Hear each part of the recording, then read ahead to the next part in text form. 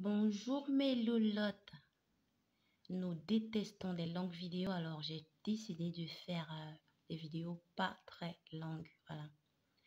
À cause des questions qui reviennent toujours dans les commentaires concernant les contraceptions, concernant les méthodes contraceptives, je me vois dans l'obligation de faire une autre vidéo là-dessus. Alors, quand on se lance dans le planning familial, quelle méthode choisir les filles? Si je posais la question vaguement comme ça, quelle méthode est la moins risquée?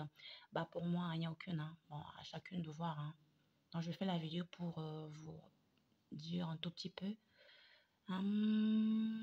pourquoi aucune n'est bien. Bah, on fait juste avec. Hein. Alors, les filles, si je vous demande entre l'injection, la pilule, l'anneau ou l'implant, que choisir comme méthode contraceptive? Bon, chacune va choisir. Hein. Ça, c'est l'huile de Nigel. Je vais vous parler d'elle tout à l'heure. Mais d'abord, parlons des méthodes. Les questions reviennent. Bon, il y a des, bon, je veux que vous sachiez que je ne suis pas médecin. Hein. C'est juste quand je vous fais une vidéo, c'est par rapport à ce que j'ai utilisé et que peut-être que ce que j'ai constaté. Et voilà. Donc, pour celles qui vont demander, il y a des questions du genre, je me suis fait injecter il y a plusieurs années et là, j'ai toujours pas mes règles. Que faire? J'ai pas la réponse à cette question. J'ai juste une astuce. Ma chaîne, elle s'appelle Mes Astuces. Et je vous donne juste des astuces, hein, rien à voir avec la réponse à vos questions. Alors, concernant toutes les méthodes contraceptives, les filles ont les mêmes problèmes en fait. Hein. Ces mêmes vieux problèmes de spotting. C'est quoi les spottings? Les spottings, c'est ces petits saignements-là qu'on a chaque fois qu'on commence à prendre soit la pilule, soit l'injection, soit l'implant, soit l'anneau. On a toujours les petits saignements qui n'ont rien à voir avec les règles. Et bon, ok. Pour moi, hein, moi je vais vous répondre s'il fallait choisir parmi tout ça là. Moi, je choisirais ça.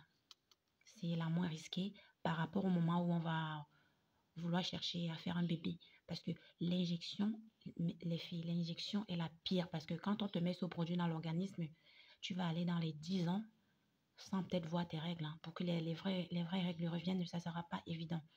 Donc, pour moi, ça c'est encore mieux. Par rapport à l'implant, par rapport à l'injection, c'est ça. Mieux, tu commences ta pilule et puis quand tu veux faire un essai bébé, tu arrêtes tout simplement.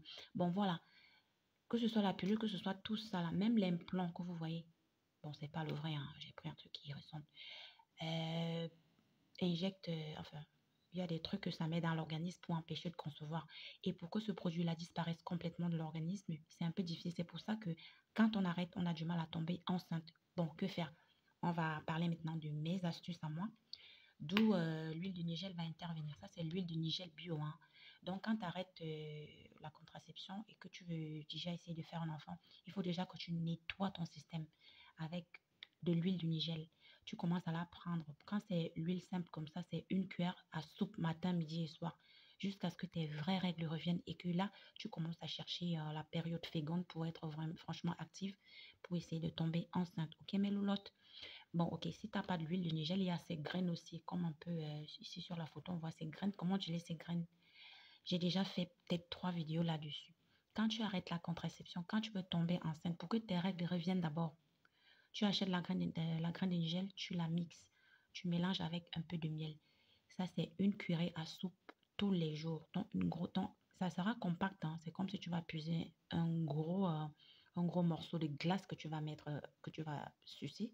Voilà. Cuillère à soupe, pas cuillerée à café. J'ai dit bien cuillère à soupe. Tous les jours, c'est ce que tes règles reviennent. Et quand tes règles reviennent, tu arrêtes d'en prendre. Voilà.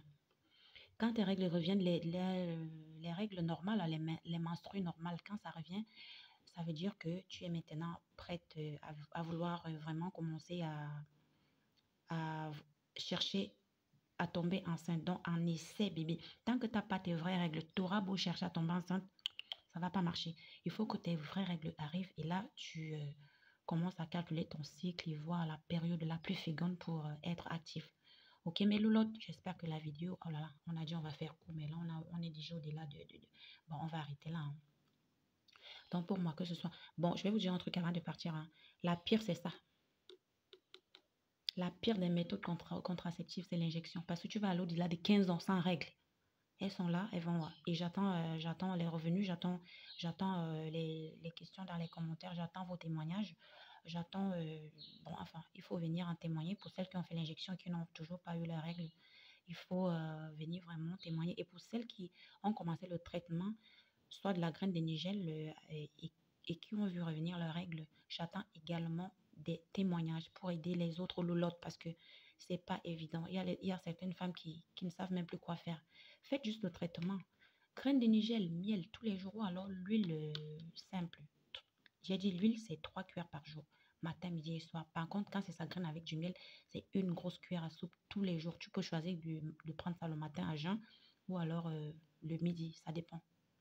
Voilà. Sur ce, je vous souhaite une bonne journée, hein.